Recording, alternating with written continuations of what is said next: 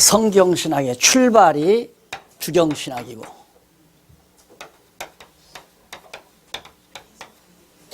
그 다음 과정, 성경신학 출발 과정이라고 할 수도 있고, 과정에서 교회신학, 그 다음 결과에서 역사, 실천신학.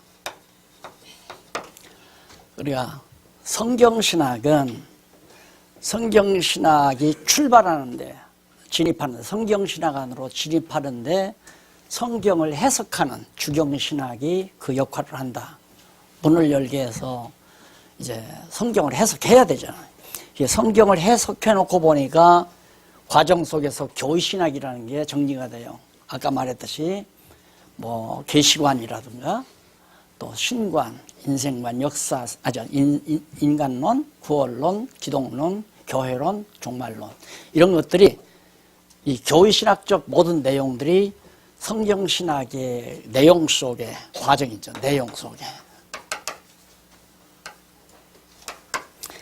출발, 내용 속에, 과정 내용 속에 다 흡수된다. 그리고 결과적으로 역사신학이 정리가 되고 실천신학도 깨끗하게 정리가 된다. 따라서 성경신학은 이 모든 기존의 신학적 학문, 각 분야의 학문들을 다 섭렵한 탁월한 신학이다. 그러니까 여러분 항상 가끔 들어 그래요. 박 목사님 대단합니다. 특히 여기 지금 우리 어학하러 오신 우리 목사님 제가 명동서 처음 만났거든요. 명동 대학 시절에 만나자. 목사님 지금까지 변함없이 꾸준하십니다. 그러더라고요. 변할 수가 없어요. 왜? 너무 좋으니까. 내가 이걸 모르면, 이걸 모르고 이걸 했다면 이게 정말 좋은 건지 나쁜 건지 감이 들어오죠. 나는 이 모든 걸 해놓고 보니까 다 웃기는 거예요. 말도 안 되는 거야. 정말 따지고 보면 전혀 말이 안 되는 거예요. 그런데 그걸 지금 전통신학에서 계속해서 이걸 고집하고 가르쳐 왔다 이 말입니다. 이걸 알고 성경신학을 딱 정리하다 보니까 이렇게 간단 명료하고 분명한 진리가 이 세상 어디에 있겠는가.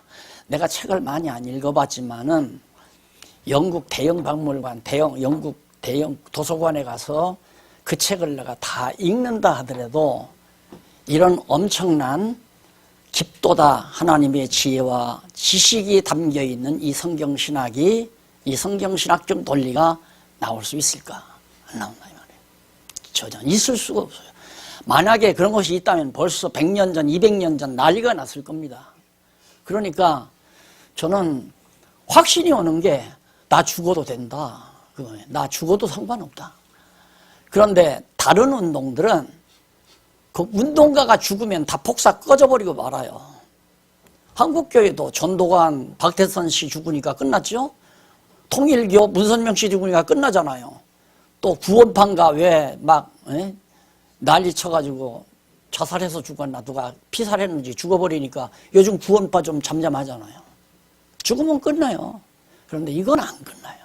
절대 안 끝나요. 왜? 써놨잖아요. 책으로 써놨다 이 말입니다. 그리고 이게 딱 나와 있잖아요. 그 전에 내가 경험했죠. 내가 한동안 대치동에 있을 때 너무 진부해서 가르치고 가르쳐도 이게 잘 전달이 안 되고 다른 데서 오신 장로님들 한 7, 8분 모셨는데 공부할 생각은 안 하고 교회 정치적으로 놀고 그러는데 이래서 되겠나 싶어가지고 한때는 아프리카 선교로 떠나버리려고 그랬어요. 근데 마침 기회가 돼서 아프리카에 갔잖아요. 그때 가서 한 달 내지 한 40일 동안 안 올라오고 그랬어요. 상황 살피려고. 그때 내가 딱 가니까 갔다가 한 주일 지나서 못 있겠더라고요. 교회 생각이 나서 도저히 못 있겠어요. 그래 돌아왔는데, 돌아오니까 놀라운 사건 하나가 뭐냐면, 그때는 테이프, 이 카세트 테이프 있죠? 그것이 몽땅 나갔대요. 이제 박 목사 나갔다. 그래가지고 테이프라도 보관해야 한다고. 엊그저께 보니까 어느 목사님들이 옛날 우리 교인 속회에서 쓰다가 이제는 카세트가 필요 없으니까 책이 나오니까 다 써놓은 걸 그걸 갖다가 영구 보존한다고 막 차에다 싣고 가시더라고요. 왜? 가치를 아니까. 나는 내가 가치가 있다는 게 아니에요. 성경 같은 책이 어디 있어요? 없어요. 그렇게 저술된 방법도 없고 그런 내용도 인간의 생각을 완전히 초월하는 탁월한 진리예요. 성경이. 그러니까 믿어지죠. 그러니까 우리 아까도 모여서들 목사님들 30만인데 전체가 30만인데 17만은 무신론자가 되고 3만 명인가는 택시기사가 되고 몇천 명인가 몇만 명인가는 점쟁이가 되고 그러다 그럽니다. 통계가 나오는 거 지난번 3.1절 행사에 가서 나도 들었는데 한심한 일이죠. 왜? 장사이기 때문에. 가가지고 막 교회가 막 붐이 일어났잖아요. 난리 날 때 누구나 가슴 뜨겁고 몸 후끈후끈 다는 사람은 다 목사가 같다고 나와 사명자라고. 그런데다가 막 통신과 교육을 통해서 전국에다가 막 뿌려버린 거예요. 그 통신과 책 보고 책도 이런 책만 봐서도 모르지. 그냥 이런 것들 교회사 교육신학 해서 이렇게 만들어주고 그거 보내주고 다 했다면 학점 줘서 와라 졸업시켜주게. 그럼 대강당 큰 기독교회관 같은데 여성교회관 같은데 얻어가지고 막 그냥 모자 씌워주고 가운 입혀주고 막 후드 걸트려주고 막 거창하게 졸업식을 해야 되니까 그걸 보고 막 전국에서 모여들기 시작해요. 그래서 목사가 30만이라고 하는 통계가 나오는 겁니다. 그래 망하는 거예요. 교회가 그래서 망하는 거라요. 성경대로의 진리를 2명이든 3명이든 붙들고 꼬박꼬박 가르쳐나면 안 무너나요. 교회가 꼭 몇천 명, 몇만 명 모여야 되나요? 몇십 명 모여도 튼튼하게 진리 반석 위에 세워야 할 거 아니겠어요? 그런 운동이 반드시 일어나게 될 겁니다. 그런 운동들이. 그래서 직접 성경을 깨닫고 와 정말 여호와 하나님 살아계시다 믿고 그런 자들이 10명도 모이고 20명도 모여서 야 우리는 중국 선교 야 우리는 대만 선교를 하자 우리는 동남아 선교를 하자 우리는 신문을 발간하자 야 우리는 방송을 책임지고 해나가자 이런 운동들이 막 독버섯처럼 아니 독버섯이 아니죠 버섯처럼 막 와 일어나야 돼. 중간에 껴가지고 지도자랍시고 중간에 껴가지고 모든 영향면 쭉쭉 빨아서 다 삼켜버리는 이런 교회 제도로는 망해 들어갈 수밖에 없어요. 그래서 정말 얼마나 탁월해요. 비교가 안 된다니까요. 비교가. 이게 또 출발도 주경신학, 건전한 주경신학을 얘기하는 성경을 성경대로 해석하는 성경신학. 그게 지금 여러분 강론 아니에요. 강론이 성경을 바르게 해석해 드리는 거거든요. 왜? 성경신학으로 들어가기 위해서. 그러면 처음에 개론 나오죠? 딱 개론. 성경 전체를 윤곽 잡아서 논리적으로 딱 잡아가지고 개론 공부하고 창세기부터 차근차근 해서 주경신학을 해나가는 거예요. 성경 해석을 강론을 통해서 성경 해석을 해나가는 거예요.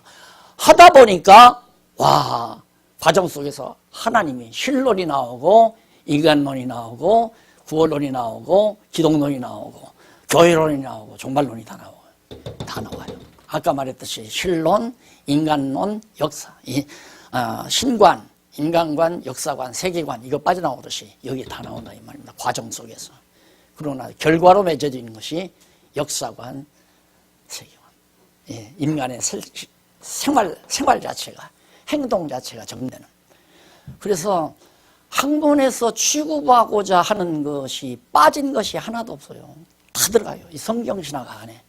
그러니 탁월하죠. 이것도 그냥 산발적으로 들어가는 것이 아니라 논리체계에 의해서 정확하게 하나의 논리체계에 의해서 다 껴들어가 있기 때문에 퍼즐 조각이 물 셀 틈 없이 공기 셀 틈도 없이 퍼즐 조각들이 딱딱 들어맞아서 하나의 성경신학적 진리체계로 딱 정리가 되는 거 맞다 이래요. 맞다. 그래서 믿어지게 되고 믿어지면 행동하게 되잖아요. 내가 늘 말하지만 내가 저기 입구에 들어다 보니까 한 5돈짜리는 되겠노. 어느 양반이 막 결혼 반지를 너를 들고 갔는데 내가 안 죽고 그냥 들어왔다고 하면 지금 앉아서 계속 그것만 생각할 거야. 빨리 끝나야 나가네. 근데 내가 눈 파는 동안 가만 뛰어나가서 거기 찾아가서 왜? 믿어지니까. 내 말이 믿어지면 행동으로 가잖아요. 안 믿어지면 에이 있으면 자기가 주었지 그걸 박 목사 저 거짓말하면 안 나가죠. 틀림없이 두 목사님만 안 나갈 거야. 안 믿어지니까. 당신들도 보면 당신들이 죽을 거니까. 근데 순진한 양반들 목사님이 안 죽은 거 나는 주워가야지 하고 나간다 이 말이에요. 믿음은 행동을 유발한다. 그것이 믿음의 행위예요. 그런데 행위와 믿음을 따로 정해놓고 논리를 펴니까 이거냐 저거냐 그거 가지고 지금 한국교회가 2000년 동안 계속 인간의 의지냐 하나님 주권이냐 이것 가지고 늘 너무 탁월해요. 이걸 나는 그렇게 생각을 해요. 이걸 적어도 부모들이 가정에서 성경신학적 이걸 부모들이 가정에서 20대 이전에 사상적으로 신앙적으로 딱 정리시켜 놓으면 대학에 가서 절대 말려들지 않아요. 저건 세속적인 인간의 지식, 인간의 사고, 인간의 관념, 타락된 인간의 생각 속에서 나오는 이론이다. 이렇게 정리하고 자기가 그냥 가지고 있다 이거예요. 그래서 젊어서 가르치면 좋은데 우리 가정교육 하는 이유가 늦어도 20대 이전에 자기 사상, 자기의 사상 철학 이것이 정리되기 이전 이 성경을 성경대로 깨달아서 성경신학적 논리체계에 의한 진리가 딱 정착되면 그걸 위해서 살고 그 진리가 삶의 목표고 나머지 이제 삶의 방법을 추구하게 되고 목표 있는 방법은 방법 자체도 귀한 겁니다. 목표가 없이 방법으로만 사는 건 허탈감이 오는 거죠. 나는 왜 이 일을 해야 되나? 목표가 아니니까 돈 번다 싶다. 사업을 해서 구멍가게를 하나 경영하는데 나는 재수없이 부모를 잘 못하고 나서 많은 유산 못 받아가지고 구멍가게 주인이나 하나 사나. 삶이 늘 원망스럽고 불만이죠. 그러나 삶의 목표가 확실하면 구멍가게 주인도 긍지가 있고 보람이죠. 어떤 일을 해도 상관이 없다. 그래서 정말 하나님께서 우리에게 주신 이 성경신학적 보화야말로 매우 중요한 건데 필요성이 뭐냐면 왜 성경신학이 필요한가? 신학의 난제와 혼란 지금까지 설명 다 한 거예요. 이런 신학들이 난제 풀지 못할 이것이 수두룩해요. 엄청나다 이 말입니다. 못 푸는 것이 풀려지지 않는 것 앞뒤가 맞지 않는 것 이런 것들이 그리고 그러다 난제가 되다 보니까 혼란이 와요. 난제에서 혼란이 올 거 아닙니까? 풀지 못하니까 다 제각각이야. 그래서 기독교 아래 이렇게 혼란하게 교파도 많고 교회마다 목사님들의 주장이 다 달라요. 다 달라. 왜? 어차피 너도 모르고 나도 모르니까 이건 내 거다. 나는 이렇게 생각한다 해놓고 무조건 교인들에게 자기 주장을 자꾸 가리키다 보면 쇠뇌가 된다 이 말입니다. 그러니까 한 교회에서 5년 내지 10년 되면 죽는 날까지 그 교회 귀신이 되고 사는 거예요. 그 교회 귀신이 돼서. 왜? 이미 쇠뇌가 다 됐기 때문에. 못 가요. 다른 데 가서 무슨 얘기면 우리 목사님하고 틀리네. 저 이단인가 보다. 이렇게 된다고요. 한번 여러분들이 실습을 해보세요. 다른 교회 가면 다 달라요. 교회마다 달라요. 그래가지고 결국 교회가 혼란스럽다 보니까 아까도 말씀드린 대로 아무나 목사 한 수 해가지고 목사가 30만 명이나 되는 이런 참 웃지 못할 일들이 벌어지게 되는.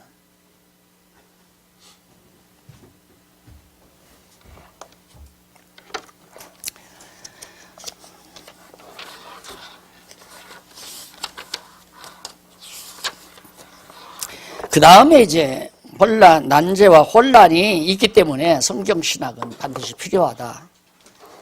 그 다음 인본주의 신학의 도전입니다. 인본주의 신학. 요즘 가장 대표적인 것이 인본주의 신학은 성경관에 있어서 문서설이에요. 문서설. 성경은 하나님의 말씀이 아니고 과거 고대로부터 흘러내려오는 고대 문서들, 신화들 이런 것들을 주워 모은 것이 창세기의 내용에 많이 담겨져 있고, 그 다음 그 위의 역사도 그냥 이런 얘기 저런 얘기들로, 이런 사건 저런, 이스라엘 민족 사건이라든가 애굽 사건이라든가 이런 사건들의 기록을 이렇게 수집해서 모아놓은 것이다. 그게 문서설이라 해요. 그러니 이게 안 나오면 그럼 지금 다 넘어갔잖아요. 그리고 극단적으로는 하나님 죽었다. 하나님 죽었다 이거예요. 사신신앙. 이걸 아무도 방어를 못하는 겁니다. 방어할 내용이 있어야 방어를 하죠. 이정미 판결문 낭독할 때 그 논리 여러분들 들어보셨죠? 누구도 그 논리 앞에 빈틈없이 법관들이 만들어내는 거 아닙니까? 그러니까 싸움에서 이기려면 논리가 있어야 되거든요. 확실한 논리. 이것은 이래서 이렇고 이렇기 때문에 이것은 아니고 이렇다 라고 얘기를 해야, 하나님이 죽었다 또 틀렸다. 왜냐? 이것은 이렇고 이래서 이렇기 때문에 죽은 것이 아니라 살아계시다. 이렇게 말할 수 있는 논리가 있어야 이기는 거 아닙니까? 이것도 있어요. 성경신앙은 있다 이 말이에요. 박 강사님 말을 들어보면 10단 논법이라고 그래요. 10단 논법. 세상 학문 아무리 많아봐도 3단 논법이 아니야. 3단 논법 철학에서. 근데 우리 성경신앙은 10단 논법이라 해요. 절대 무너뜨릴 수 없는, 듣기만 하면 누구든지 맞네? 맞는 것 같네? 그러니까 이런 현상이 나와요. 이 성경신학 논리를 딱 들으면 그냥 묵묵무다. 말없이. 왜? 반항할 수 없으니까 말없이 가만히 있는 거야. 그럴듯하네? 이건 좀 많이 꼽다 이거야. 말은 그럴듯하다. 그런데 맞다. 이렇게 나온다 이거야. 마지막은 탁월하다. 근데 그렇게 알고도 안 돌아오더라고요. 왜? 이게 일반 성도들 같으면 탁월하다 이 정도면 말할 것도 없죠. 맞다만 해도 돼요. 일반 성도들은. 왜? 이런 구체적인 내용들을 모르니까, 전통적인 신학을 모르니까 맞네. 이론적으로는 맞다. 그래서 믿는 거예요. 그런데 목사님들, 공부를 했다고 하는 목사님들은 내 주장과 다르다 이거야. 그러니까 논리가 매우 탁월하지만 나는 그렇게는 못하겠다. 왜? 내가 여지껏 몇십 년 동안 우리 교인들에게 그렇게 가르쳐놨는데, 이게 아무리 좋다 하더라도 내가 가서 교인들 앞에 내 지금까지 가르친 거 다 잘못됐어.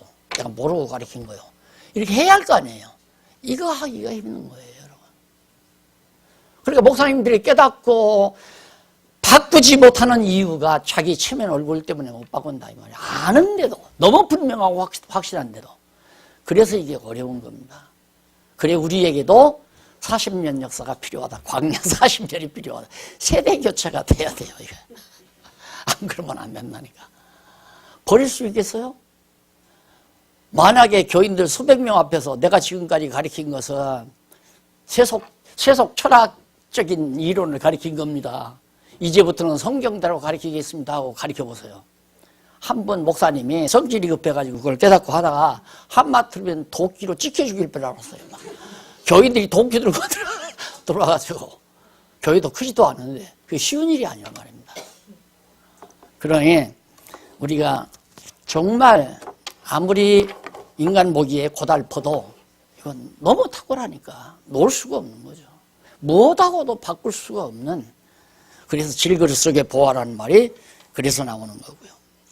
인본주의 신학 도전 때문에 성경신학은, 그래서 성경신학이야말로 전통적으로 수백 년 동안 내려오는 신학의 난제와 혼란을 말끔히 정리할 수 있다. 그리고 지금 만연해 가는 인본주의 신학을 얼마든지 제거할 수 있다. 그들과의 싸움에서 승리할 수 있다 이거예요. 성경신학이라는 거예요. 그 다음 세 번째는 사이비 신학운동의 발음. 이게 여기와 좀 맞는 거예요. 난제가 많으니까 그 난제를 풀기 위해서 자기 나름대로 뭐 하나를 딱 드러내요. 예를 들면 율법은 지키는 게 아니라 율법 지킨다고 우리 구원 못 얻는다. 구원은 믿음으로 말미암아 얻는다. 그래서 구원파가 생긴 거 아니에요. 그 사람들의 출발점은 난제에 대한 고민으로부터 출발해요. 안 풀린다 이 말이에요. 율법을 지켜야 되느냐 안 지켜야 되느냐. 율법 범하면 지옥 가느냐 구원 받느냐. 율법 범하고도 구원 받느냐. 아니다. 율법 지켜야 된다. 구원 받은 자는 율법을 지켜야 된다. 그럼 구원 받고 율법 범하면 그럼 지옥 간다. 이게 앞뒤가 어떻게 맞지 않아서 혼란스러우니까 이 사람들이 막 말하는 거예요. 율법은 이미 다 폐지됐다. 율법은 우리와 관계없다.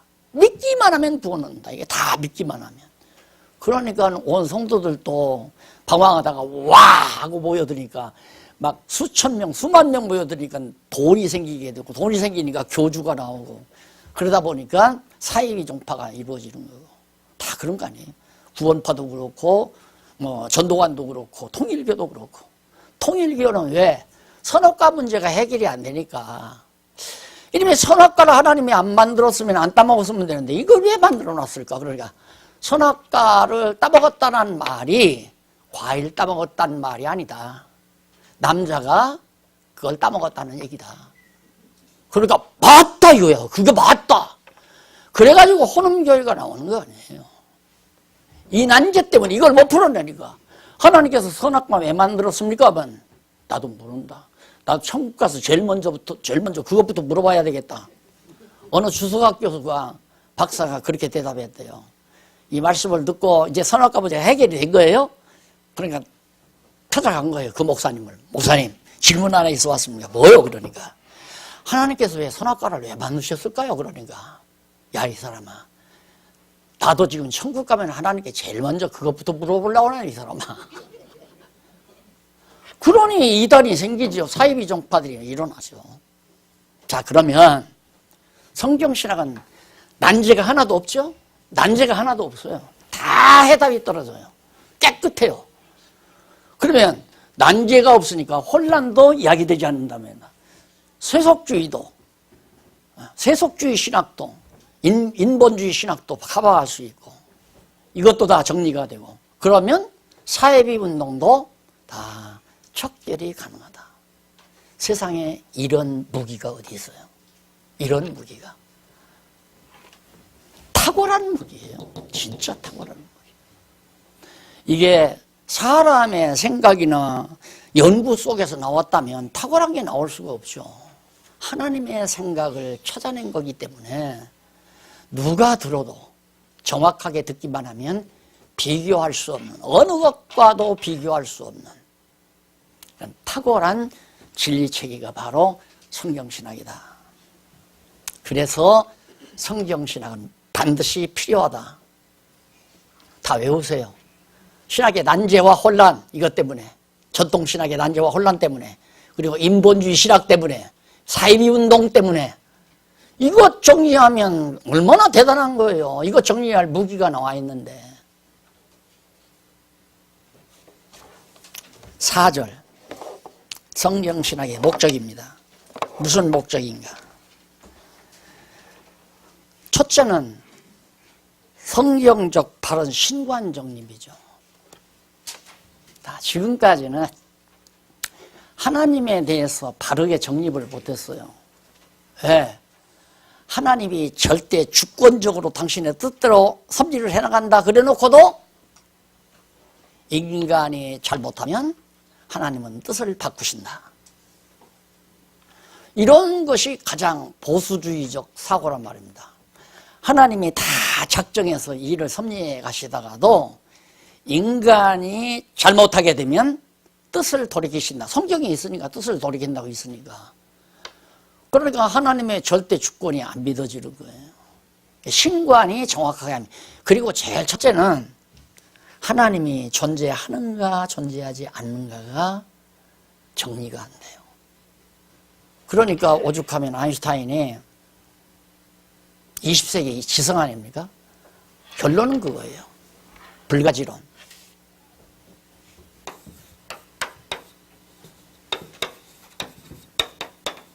응?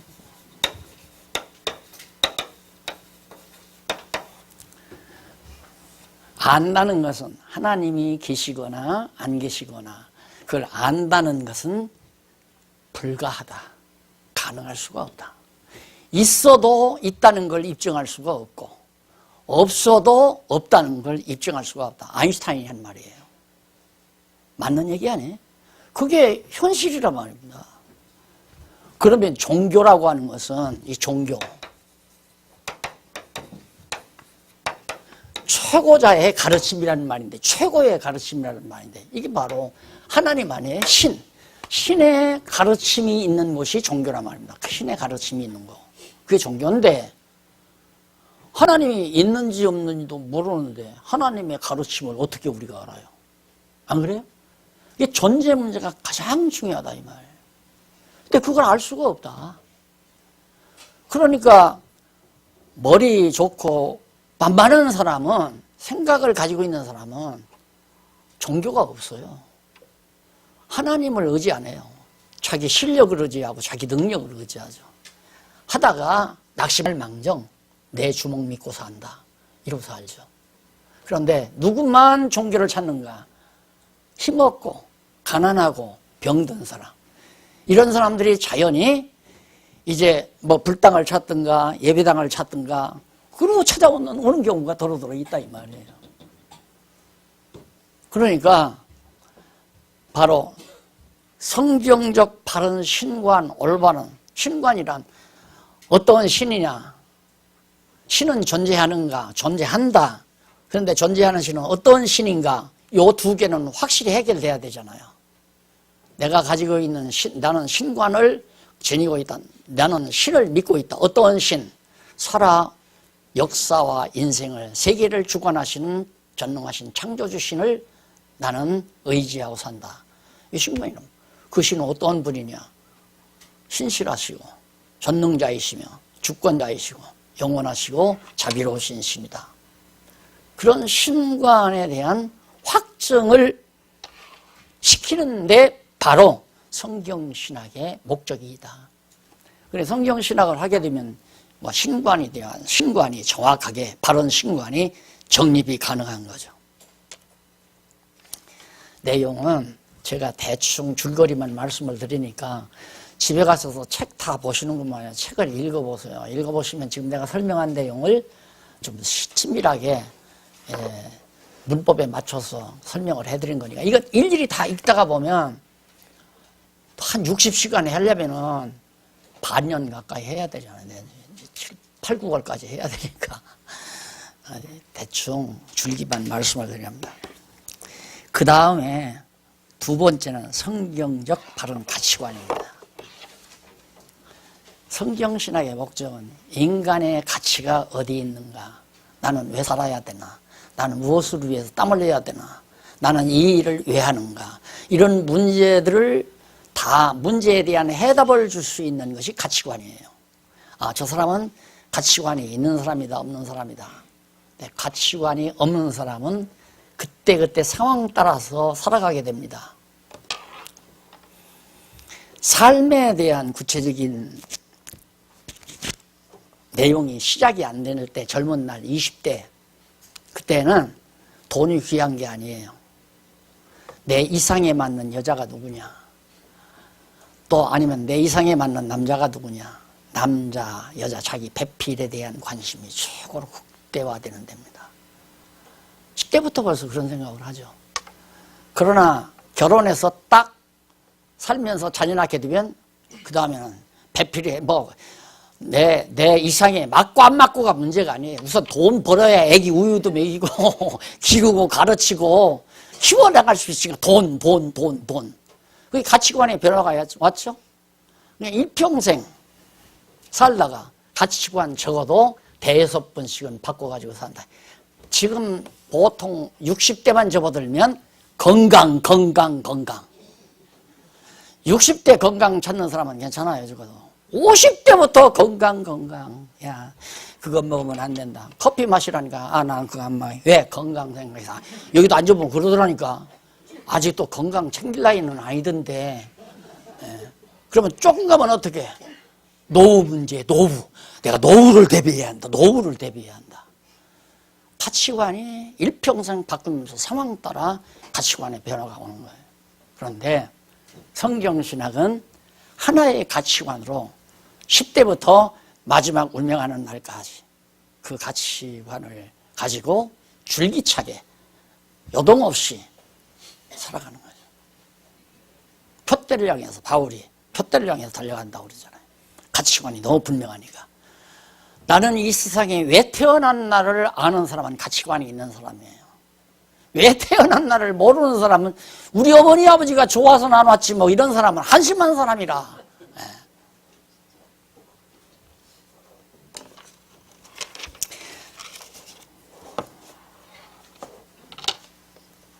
제5절 성경신학의 방법입니다. 그러면 성경신학을 어떤 방법으로 성경신학을 해야 되는가? 공부를 어떤 방법으로 해야 되느냐 이거죠.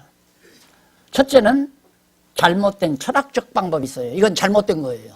철학적 방법으로 하는 건 잘못된 거예요. 그런데 지금까지 이제 전통 신학자들, 소위 신학대학 박사들이라고 하는 분들이죠. 교수, 대학 교수들. 이런 사람들 모두가 다 철학적 방법에 의해서 신학을 하는 거예요. 공부를 해요. 성경신학. 그러니까 성경이 안 보이는 거죠. 내가 학교 다닐 때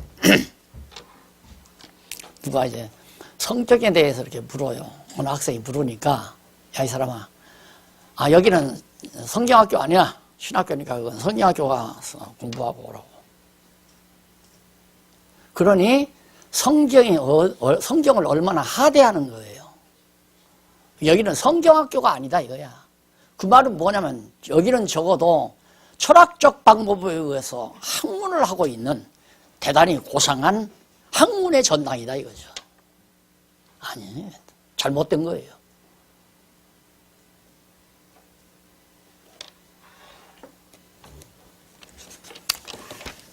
그래서 철학적 방법이 가장 중요한 그 방법 중에 하나가 내가 늘 말하잖아요. 가정, 거짓으로 가장 원인을, 근본을 정해놔요. 예, 이것은 했을 때 이것은 이렇고 이래서 이렇기 때문에 이건 이다. 대전제가 있어야 돼요. 최고의 전제가. 뭐 어떤 논리든지. 그런데 철학은 확증이 아닌 가정을 해놔요. 철학 방법은 가정을 통해서. 그러니까 있는지 없는지는 모르지만 제1원인, 근본 원인이 있을 거다. 이런 식으로 그걸 정해놓고 차근차근 원인에 의해서 논리를 빼내는 거죠. 똑같잖아요. 성경을 통해서 하나님을 모르니까, 하나님이 있는지 없는지 모르니까 그냥 하나님은 있다고 가정하자. 하나님은 존재한다고 가정하자. 어떤 하나님이? 이러한 하나님이. 예를 들면 잘하면 복 주고 잘못하면 벌을 주는, 잘하면 천국 보내고 잘못하면 지옥 보내는 그런 하나님이 존재한다고 확증이 없으니까 가정 아니에요? 그 가정을 정해놓고 이제 이론을 만들어내요. 주경신학도, 교회신학도, 역사신학, 실존신학 이런 학문들을 만들어내니까 철학적 방법에 의해서 하는 거죠. 잘못된 철학적 방법으로는 아니다. 왜? 철학적 방법은 이성에 의한 사색적 방법이기 때문에, 그러니까 가정이라는 것도 생각을 해서 관념 속에 이런 신은 존재할 거다, 이렇게 관념을 가지는 거예요. 그 관념을 가지고 관념적 논리체계를 이끌어가는 거죠. 그래서 그런 이성에 의한 사색적 방법이 있고 의식에 의한 경험적 방법이 있어요. 철학에. 경험이라는 것은 뭐냐면 내가 이런 음식을 먹으니까 건강이 나빠지더라, 이게 이제 경험하는 거 아니에요? 자기 경험. 신앙도 그래요. 신앙도 상상을 하는 거예요. 갑자기 자기가 돈을 벌었어요. 엄청난 돈을 벌었는데 내가 지난 주일날 11조를 2달치를 한꺼번에 냈더니만 하나님께서 대박을 터뜨렸구나. 관념이에요. 자기 관념. 그래서 그걸 거기다 여기 나와서 간직으로 하는 거예요. 근데 경험했다 이거야. 봐라, 나 갑자기 돈 벌었다. 5천만 원이나 벌었다. 5천만 원. 근데 지난 주일날 내가 2달치를 한꺼번에 그냥 11조를 냈더니만 하나님께서 그냥 대박 쏟아줬다. 이것이 경험적으로 만들어내는 이론이라고 합니다. 우리는 이성적으로 만들어낸 어떤 잘못된 철학적 이성에 의한 사색이나 경험을 통해서 의식에 의한 경험, 의식은 내가 몸을 가지고 있으니까 내 몸에 와서 닿는 의식을 통해서 뭘 경험한다. 뜨겁더라, 더웁더라, 춥다, 덥다, 따뜻하다, 아프다, 편안하다. 이게 다 의식작용 아니에요? 그러니까 내가 경험하는 거죠. 그래서 경험이나 사색, 이것이 철학을 하는 두 가지 방법인데 이게 이제 계몽주의 시대에 접어들면서 바뀌어지는 거예요. 그래서 과학 철학, 관념 철학 둘로 바뀌는 거예요. 관념과 경험. 경험, 관념, 경험. 이게 이제 두 가지 학문 방법인데 철학적인 방법인데 이걸 이제 나눠요. 이것은 완전히 그냥 전통적인 지금 이제 이것만을 가리켜서 철학이라고 하고 이것을 가리켜서 이제 과학이라고 해요. 이게 경험이라는 과학도 얼마나 부실한 건가 한번 상상을 해보세요. 이 하나님께서 지어놓으신 이 우주라고 하는 건 엄청난 이 우주라고 하는 건 아직 다 발견하지도 못했고 알지도 못하고 정리가 안 된 거예요. 우주 속에 겨우 은하계 안에 태양계 안에 자그마한 지구예요. 지구를 통해서 지금 경험하는 게 뭐냐면 달을 좀 정복해서 갔다 왔고요. 화성인가 어디 있는 쪽 갔다 오고 앞으로 어디로 가고 이제 겨우 태양계 쪽을 지금 살펴보기 위해서 경험하기 위해서 지금 난리란 말이다. 과학이라는 거에. 그런데 일개 작은 한 부분 가지고 이것이다라고 정의를 내린다는 것은 우매자들이 저지르는 하나의 궤변일 수밖에 없다. 그래서 과학적 결론은 자꾸 바뀌는 거예요. 만유인력, 뉴턴의 만유인력이 우주 설명의 큰 원리다라고 생각을 했는데 그다 뒤집어져 버려. 상대성 이론이 나오니까. 그래 이게 벙벙해가지고 정리가 안 되는 거예요. 그런데 과학이라면 우리는 이건 과학적 하면 이건 맞다. 과연 철학은 이건 아닌 것 같다. 이렇게 생각해요. 지금 시대가 바로 이런 시대예요.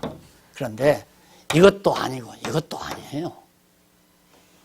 우리는 그렇기 때문에 어떤 가정을 할 수가 없어요. 가정으로 시작하면 다 엉터리 결론이 나오는 거니까.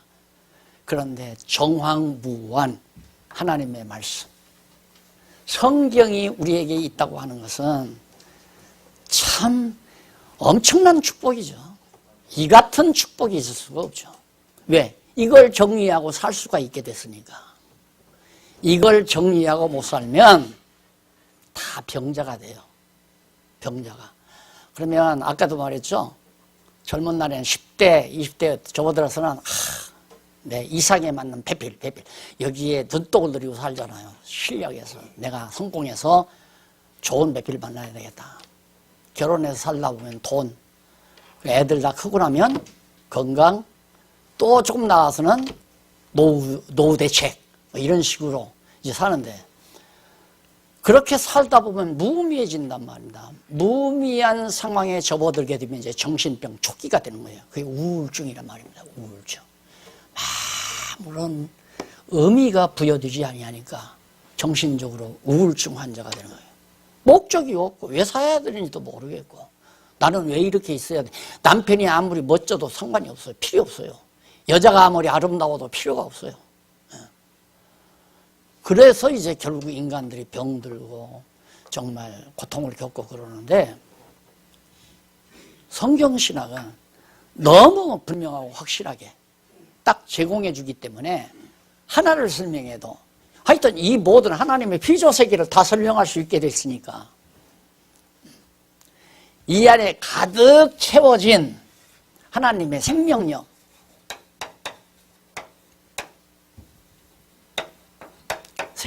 생명의 기. 생명이란 무엇인가 여러분 사골에서 봤잖아요. 이게 바로 이거에 대한 설명이에요. 이거에 대한 설명. 하나님은 생명의 근원이시고 하나님은 하나님의 본질이 생명이시다. 딱 나왔잖아요. 그게 딱 정리가 되니까 건배할 거 하나도 없죠. 째째한 생각도 물러나고 나버리는 거고, 그태여 별것도 아닌 것 같고 아웅다웅 하고자 하는 그런 생각도 없어져 버리고, 다만 이 엄청난 진리의 보화를 어떻게 하면 좋은 분들과 함께 나누면서 함께 기뻐할 수 있을까? 그것뿐이에요. 너무 좋으니까. 이것만 깨달으면 가난해도 좋고 병들어도 좋고 멸시받아도 좋고 존대받아도 좋고, 좋지 않은 게 하나도 없어져 버리니까, 좋지 않은 것이 없어져 버리니까 다 좋으니까 궁극적으로 깨닫게 되면 내가 그 생명의 근원이신 하나님의 생명의 기를 받아서 지금도 살고 움직이고 존재한다. 내 힘으로 사는 게 아니라 하나님이 살게 해서 산다. 이게 나와버리니까 과거 한탄할 것도 없고 미래를 걱정할 것도 없고 오늘 살게 하시는 하나님 경외하며 사는 것이 최고의 인간의 본분이다. 이게 딱 떨어지잖아요. 그래서 올바른 철학적 방법은 잘못되고 중요한 것은 올바른 신학적 방법이 있어야 된다. 성경신학 공부 방법은 어떻게 올바른 신학적 방법이어야 된다 이 말이에요. 그 올바른 신학적 방법이 첫째는 한쪽 가로 1번 밑에 나오죠. 유실론적 방법입니다. 두 번째는 계시 의존 사색 방법. 그리고 세 번째는 신적 계시에 의한 방법. 지금 건전하게 생각하는 그런 하나의 방법들은 기독교 유실론, 하나님이 존재한다고 하는 대전제에서부터 성경신학을 한다. 이제 이런 유실론적 방법. 그다음 계시 의존이라는 성경을 의존해서 공부하는 방법. 성경을 의존해서 사색하는 방법. 그런데 마지막은 신적 계시에 의한 방법. 하나님께서 계시하신 성경, 이것과 계시 의존 사색 방법과 어떻게 보면 비슷한 거죠? 아니에요. 비슷한 게 아니에요. 여기는 성경을 통해서 사색을 한다. 자기가 생각을 만들어내는, 잘못하면 철학으로 떨어져요. 성경 의존 계시 방법은 철학으로 떨어져요. 사색을 통해서 공부하면. 근데 이건 완전히 세 번째는 신적 계시에 의한 방법. 오직 성경을 통해서 공부가 이루어지는데, 이것이 이제 우리 성경신학의 유일한 방법이죠. 성경에 의해서. 그러니까 여러분 교회 개혁론 보셨죠? 한 200페이지도 안 되는 책에 성경이 한 500여 개의 구절이 인용이 되어 있어요. 그래 완전히 성경 의존의 방법이죠. 사색한 게 아니라 성경에 완전 의존했다. 그러니까 성경에 교회 개혁론이라는 건 없잖아요. 성경에 교회 개혁론은 없는데 그러면 교회가 개혁이 돼야 된다. 이걸 주장하려면 성경에 의해서 주장이 돼야 된다 이 말이죠. 그렇기 때문에 우리가 성경신학의 학문적 방법은 철저하게 성경에 의존해서 해야 된다. 다른 거 하면 뭐 지금까지 여러분 기독교 서점, 기독교 서회 종로에 있는 거기 가면 엄청나요. 자유주의 신학자들의 책이 얼마나 많이 있어요. 보수주의 학자들은 별로 책 못 내지만은 왜? 할 얘기가 없으니까 책 못 내는 거예요. 근데 저 사람들은 할 얘기가 너무 많아요. 왜? 몇천 년 동안 계속 전해 내려오는 철학적 이론이 있잖아요. 이 철학적 이론. 이거에다가 우리 기독교적인 걸 가미해서 책 쓰고 하니까 지성인들은 그 말에 다 넣어버리면 맞다. 예, 맞다. 그래서 다 자유주의 신학자들이 되고 보수주의 신학자들은 점점 맥이 풀려져 가고 이제 후대가 없어요. 보수주의 신학에 젊은이들은 별로 안 가요. 누가 가느냐? 아버지가 지금 예를 들어서 한 50대 중반이나 60대쯤 지금 거의 목회를 한다 이거예요. 내 아들놈이 대학을 나왔다. 고등학교를 나왔다. 얼마 너 신학교 가. 왜? 아버지가 교회 물려주려고. 그런 케이스가 젊은 놈들이 들어오는 게 있어요. 그리고는 어떤 분들이 들어오느냐. 장로 돼가지고 교회에서 목사 심부름만 죽도록 20, 30년씩 20년씩 하다가 열통 터지니까 에이 내가 해버리겠다 하고 그래서 신학교 오는 분들이 있어요. 장로님들이. 그것이 우리나라에서는 정규영 그 회장이 이거 대통령만 바뀌면 전부 돈을 자꾸 뺏어가니까 열불 났다 이거예요. 이거 에이 내가 해버리고 만다고 대통령 나와 다 떨어졌잖아요. 똑같아요 교회도. 이 부분 성경신학의 학문적 방법 필요성 지나고 성경신학 방법론 그거 집에 가서 좀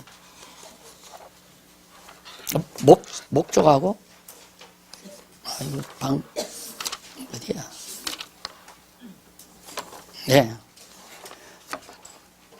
아닌데? 몇 페이지예요? 네, 성경신학 방법 48페이지. 여기서 그 이후 원리까지 성경신학의 원리 그 부분도 집에 가서 한번 읽어보시고 다음 주 토요일 날 또 만나 뵙도록 하겠습니다. 기도하십시다. 하나님 아버지, 우리 질그릇 같은 우리 속에 어쩌면 이렇게 대단하고 탁월한 진리를 우리에게 안겨주셨는지 생각할 때마다 정말 새스라쳐 놀라지 않을 수 없습니다. 이 보화 잘 간직해서 오고 오는 후대들에게 전승해주는 슬기로운 청지기들이 되게 하시옵소서. 예수님 이름으로